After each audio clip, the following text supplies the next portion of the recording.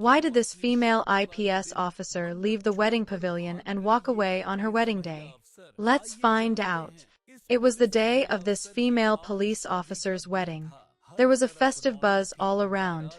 The wedding procession had arrived at the entrance, and the pavilion was beautifully decorated.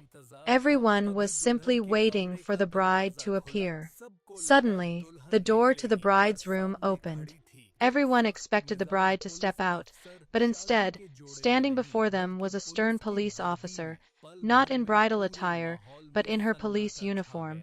In an instant, a heavy silence fell over the entire gathering.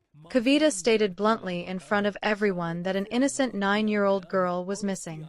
She had likely been abducted, and her last known location was within the jurisdiction of their police station.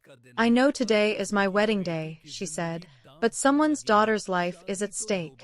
A wedding can always take place again, but if something happens to that child, I will never be able to forgive myself." Having said this, she left.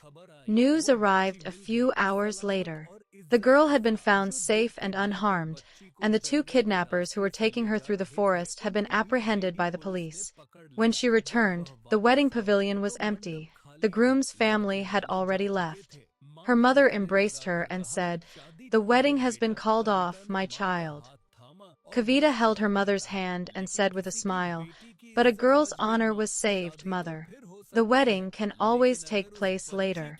However, if that girl had lost her honor, her entire life would have been ruined. Hit like for the person who called off their wedding to save a girl's life, and write "salute" in the comments.